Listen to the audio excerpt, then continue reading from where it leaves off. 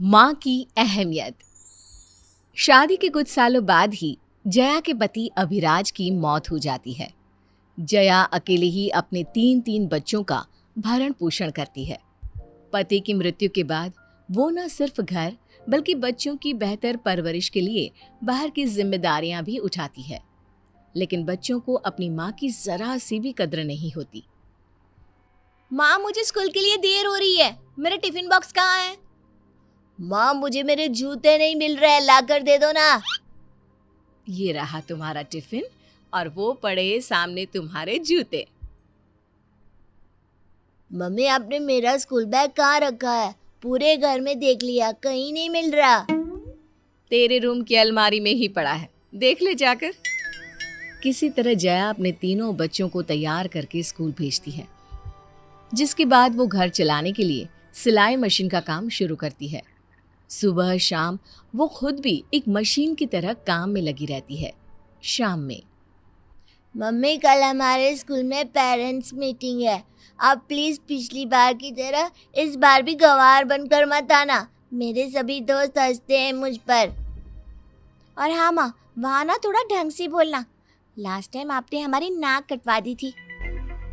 बच्चों के मुंह से अपने लिए ऐसी बातें सुनकर जया के दिल के 100 टुकड़े हो जाते हैं, लेकिन वो किसी तरह खुद को संभालते हुए कहती है, अच्छा ठीक है, मैं ध्यान रखूंगी। अब चलो, खाना तैयार है। कुछ साल बाद समय के साथ साथ जितनी तेजी से जया के बच्चे बड़े होते जाते हैं, ठीक उतनी ही तेजी से वो अपनी माँ की अहमियत भूलते चले जाते हैं। उनके लिए जया अब केवल उनकी ज़रूरतों को पूरा करने वाली निर्जीव मशीन बन चुकी थी। माँ, मुझे एक फ़ोन चाहिए, आप कब तक ला कर दोगे? बेटा, इस साल रुक जा, मैं अगले साल पक्का तुझे एक फ़ोन ला कर दे दूंगी। नहीं, मुझे अभी चाहिए। पापा होते तो मेरे बोलने से पहले ही मुझे फ़ोन ला कर दे देते। सुरेश की ये बातें सुनकर जया चौंक जाती है। वो तुरंत अपने पर्स में से कुछ पैसे निकालकर सुरेश को देती है। अब तो तुझे अपने पिता की कमी महसूस नहीं होगी ना? सुरेश कुछ कहता, इतने में ललिता और अमर वहां आ जाते हैं और कहने लगते हैं, हमारी ज़रूरतों का क्या मम्मी? हमें भी तो चाहिए। हमारी भी तो कुछ ज़रूरतें हैं, उन्हें कौन पूरा करेगा? हाँ माँ, आप ना हमें अच्छे कपड़े देती है, ना ही खाना। भला ये जीना भी कोई जीना है? ये सब सुनकर जया की आंखों से आंसू बहने लगते हैं। अब जया अपनी बच्चों की सभी ज़रूरतों को पूरा करने के लिए दिन रात काम पर लगी रहती। बच्चों के लिए खाना कम ना पड़े, इसलिए जया ने दिन में सिर्फ एक ही टाइम रोटी खाना शुरू कर दिया। धीरे धीरे जया की हालत भी बिगड़ती जा रही थी, लेकिन फिर भी वो रुकती नहीं है। मम्मी, मुझे कॉलेज में एडमिशन के लिए 75,000 रुपये चाहिए। बेटा, इतने महंगे कॉलेज में पढ़ना ज़रूरी है क्या? मैं इतने पैसे कहाँ से लाऊंगी? वो सब मुझे नहीं पता। मेरी सारी फ्रेंड्स उसी कॉलेज से पढ़ रही हैं, इसलिए मुझे भी वहीं पढ़ना है। ललिता की जिद के आगे जया अपना माथा टेकते हुए पास पड़े पर्स को टटोलती है, जिसमें एक फूटी कौड़ी नहीं होती। मेरे पास अभी एक भी रुपया नहीं है, तू शाम तक इंतजार कर, मैं पैसे की व्यवस्था करती हूँ। ठीक है। इतना कहकर ललिता अपने रूम में चली जाती है। शाम तक जया जैसे तैसे 75,000 रुपये का भी बंदोबस्त कर लेती है, लेकिन तभी, मम्मी बाहर आना जरा, देखो मैं अपने साथ किसे लेकर आया हूँ। जया बाहर आती है। ये कौन है बेटा? ये सुहानी है माँ, मेरी कॉलेज की फ्रेंड। अब हमने शादी कर ली है। क्या? तूने शादी कर ली और तू मुझे अब बता रहा है? माँ, आपको पहले बताकर होता भी क्या? वैसे भी आपके पास तो कभी पैसे ही नहीं होते, इसलिए हमने मंदिर में शादी कर ली। वाओ भाभी, आप कितनी सुंदर लग रही हो। भाई, आपकी पसंद तो बहुत अच्छी है। अमर, तूने इस तरह चोरी छिपे शादी करके बिल्कुल अच्छा नहीं किया। हमें नहीं तो कम से कम लड़की के घर वालों को तो बताना चाहिए। मैंने घर में बताया था आंटी जी, पर क्या है ना, मेरे घर वाले बहुत करोड़पति हैं। आप लोगों के कपड़ों से अच्छी तो हमारे घर के नौकरों के कपड़े होते हैं, इसलिए वो कभी भी इस शादी के लिए राजी नहीं होते। तो हमें भाग कर शादी करनी पड़ी। सुहानी, तुम थक गई होगी ना, चलो मैं तुम्हें तुम्हारा रूम दिखा देता हूँ। ललिता भी उनके पीछे पीछे रूम में जाती है। भाभी, आपकी ये सैंडल तो बहुत ही अच्छे लग रहे हैं, क्या आप मुझे ये दे सकती हैं प्लीज? अमर, ये किस तरह के लोग रहते हैं तुम्हारे घर में? सब भिखारी है क्या यहाँ पर? अरे नहीं नहीं सुहानी, ऐसी बात नहीं है। ललिता, तू अपने रूम में जाना। ललिता मुंह बनाते हुए वहां से चली जाती है। अमर, तुम्हारे घर में एसी नहीं है क्या? मैं कैसे रहूंगी इस झोपड़ी में, वो भी बिना एसी के? तुम चिंता क्यों करती हो, मैं आज ही मम्मी से बोलकर हमारे रूम में एसी लगवाने के लिए बात करता हूँ। अमर जया के पास जाता है और उसे घर में एसी लगवाने की बात करता है। एसी के लिए मेरे पास बिल्कुल भी पैसे नहीं है, अपनी बीवी से बोल वो थोड़ा एडजस्ट कर ले। माँ, वो बहू है इस घर की और उसने पहली बार मुझसे कुछ मांगा है, मैं उसे मना नहीं कर सकता। आप कल तक कुछ भी करके मेरे रूम में एसी लगवा दीजिए। अगले दिन, माँ, मेरे ऑफिस में सोनाली नाम की एक लड़की है जो मेरी सीनियर भी है। हम दोनों एक दूसरे से प्यार करते हैं और शादी करना चाहते हैं। बेटा, शादी कोई गुड्डे गुड़ियों का खेल नहीं है जो किसी से भी कर लो। शादी हमेशा अपने बराबर के लोगों से करनी चाहिए। अमर को ही देख ले, सुहानी से शादी तो कर ली, लेकिन अब उसके खर्चे उठाने कितने भारी पड़ रहे हैं। नहीं माँ, मैं शादी करूंगा तो सिर्फ सोनाली से। सही बोल रहे थे भाई, आपको बताने का कोई फायदा नहीं। इससे अच्छा तो मैं भी भाई की तरह ही मंदिर में शादी कराता। एक बार और सोच ले बेटा, कहीं बाद में पछताना ना पड़ जाए। मैंने सोच लिया है माँ, मुझे सिर्फ सोनाली ही चाहिए। सुरेश की बातें सुनकर जया उसकी शादी के लिए मान जाती है और उनकी शादी करा देती है। जया ललिता के लिए भी एक अच्छा सा लड़का देखकर उसकी शादी करा देती है। एक सप्ताह बाद, जब तुम्हारी औकात ही नहीं थी तो मुझसे शादी ही क्यों की फिर, गरीब भिखारी कहीं के? सुहानी, मैं तुम्हारा पति हूँ, तुम मुझसे ऐसे बातें नहीं कर सकती। पति हो तो क्या माथे पर ठप्पा लगाकर घूमो? मुझे नहीं पता था कि शादी के बाद तुम इतना बदल जाओगी।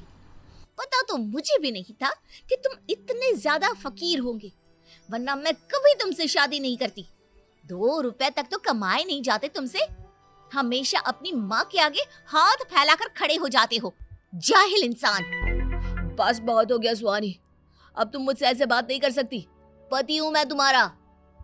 पति हो ना तो जाओ, मेरे लिए वो हार खरीद कर लाओ जो मैंने तुमसे शादी से पहले कहा था खरीदने के लिए। सुहानी, तुम जानती हो ना, वो हार 90,000 का है, कहाँ से लाऊंगा मैं इतने पैसे? वो सब मैं नहीं जानती, मुझे बस वो हार चाहिए। अगर कल तक तुम वो हार नहीं लाए तो मैं अपने मायके चली जाऊंगी।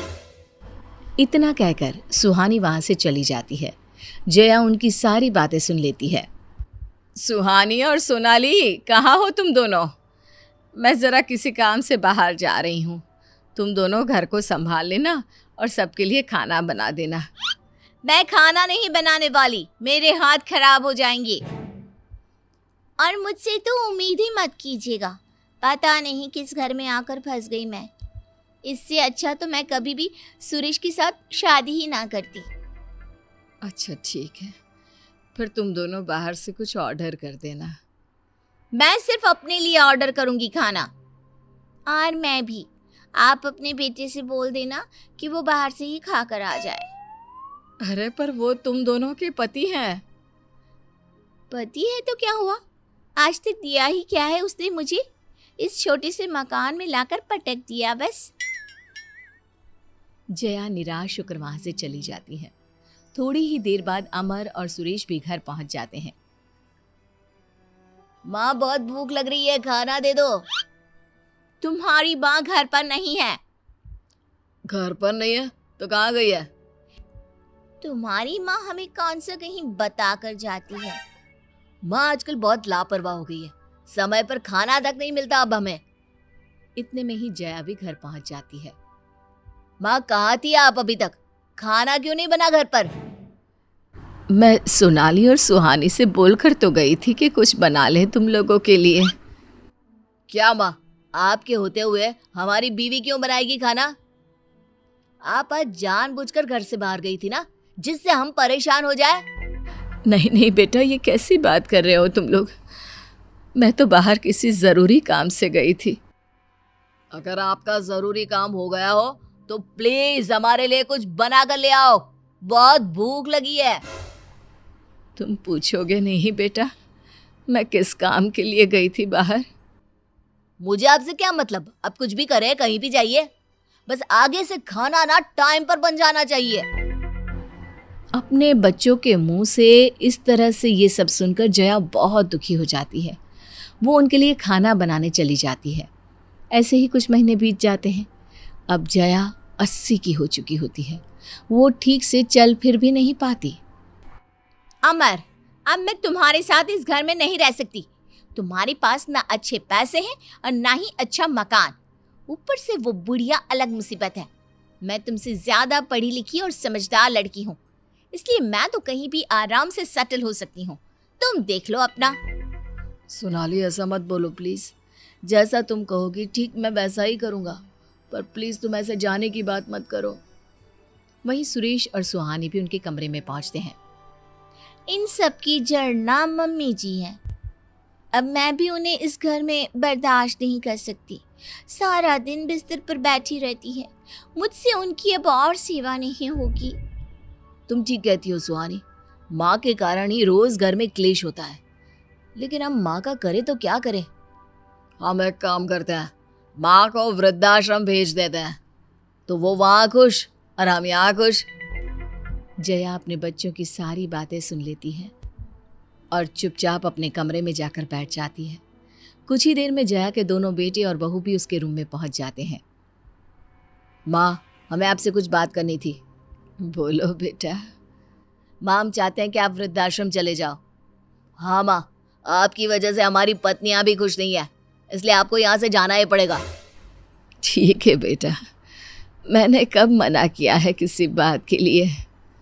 इतना कहते ही जया बिना अपना सामान लिए वहां से चली जाती है।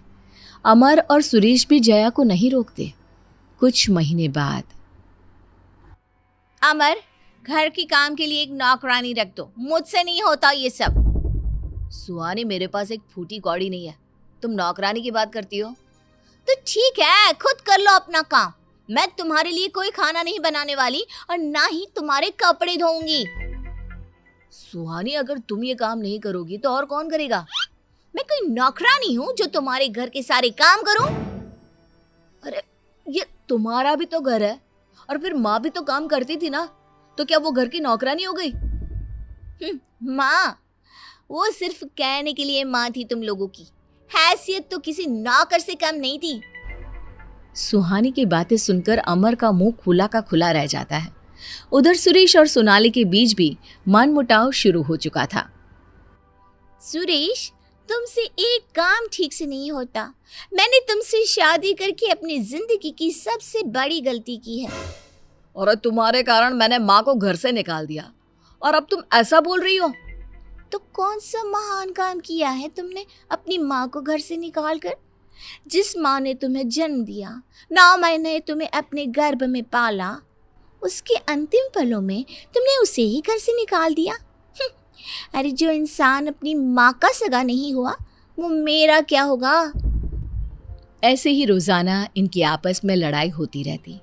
कुछ ही दिनों बाद अमर और सुरेश से तंग आकर उनकी पत्नियां घर छोड़कर चली जाती हैं। अब अमर और सुरेश अकेले पड़ जाते हैं। इस दुख की घड़ी में उन्हें अपनी माँ याद आती है, जिसे वापस लाने वे वृद्धाश्रम जाते हैं। लेकिन वो कहते हैं ना, कर्म लौट कर ज़रूर आते हैं। उसी तरह जिन पत्नियों की खातिर उन्होंने अपनी माँ को ठुकराया था, आज उन्हीं पत्नियों ने उन्हें भी ठुकरा दिया, और वृद्धाश्रम में उन्हें उनकी माँ भी वापस नहीं मिली।